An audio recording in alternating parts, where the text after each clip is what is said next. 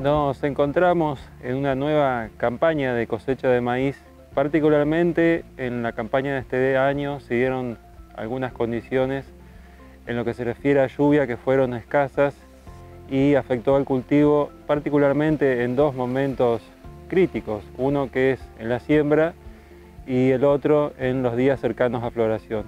Concretamente, cuando se dio la falta de lluvias en la siembra, posterior a la siembra, eso provocó que haya plantas que emergieran antes y plantas que crecieron, que se desarrollaron y desarrollaron mayor tamaño de espiga, con un diámetro de tallo también mayor, pero también ocurrieron plantas que nacieron y emergieron 2 a 3 semanas posterior, y eso dio origen a plantas dominadas y plantas dominantes. Las plantas dominantes presentan mayor tamaño, diámetros más pequeños de tallo y también espigas más pequeñas. Ahora bueno, esto es una complicación al momento de la cosecha de maíz.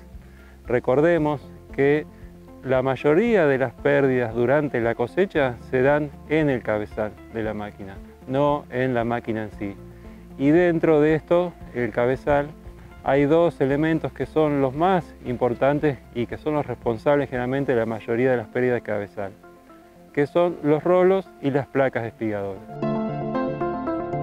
Las placas espigadoras tienen que separar la espiga del resto de la planta, pero cuando nos encontramos en un lote con condición desuniforme de tamaño de espiga, diámetro y de tallo, bueno, esa situación se complica. Hicimos un muestreo siguiendo 18 metros lineales de planta de manera intercalada, midiendo los diámetros de la espiga y del tallo, y dio que las espigas variaban de 31 milímetros a 60 y el diámetro de los tallos por debajo de la espiga variaba de 12 milímetros a 29, o sea, ahí observamos la diferencia. ¿Qué incidencia tiene esto en el cabezal? Bueno, que va a ser fundamental para esta campaña tener un buen mantenimiento y una buena regulación de estas chapas espigadoras y los rolos. Si tenemos un lote que fue afectado por falta de humedad en cercanías a la siembra y la distribución de las plantas dentro del lote, plantas dominantes y dominadas, es uniforme, bueno, no va a quedar otra que regular para el promedio de cultivo. Pero sí, seguramente podemos hacer algunas regulaciones diferenciando por zonas dentro del lote.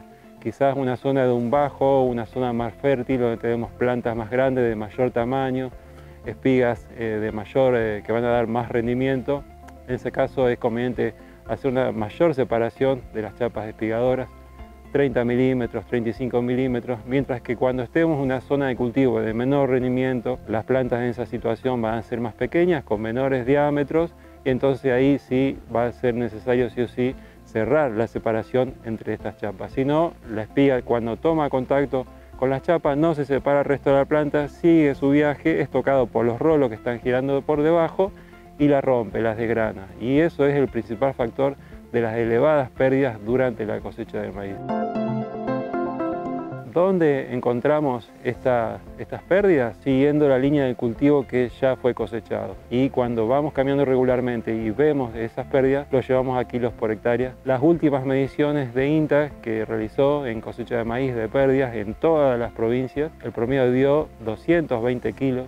Y cuando en realidad la tolerancia para un maíz normal es de hasta 120 kilos.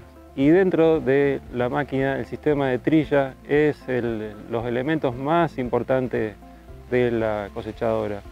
Y más aún en estas máquinas con sistema de trilla tradicional, de cilindro y cóncavo. Y para la cosecha de maíz es fundamental forrar o cubrir con chapas la zona entre las barras batidoras del cilindro. Si no colocamos estas chapas, lo que ocurre es que la espiga al ingresar al sistema de trilla no va siendo trillada y rolando a medida que va avanzando el sistema, sino que esta misma espiga se va rompiendo y se mete entre los espacios de las barras batidoras del cilindro y terminan saliendo por la cola de la cosechadora sin ser trilladas.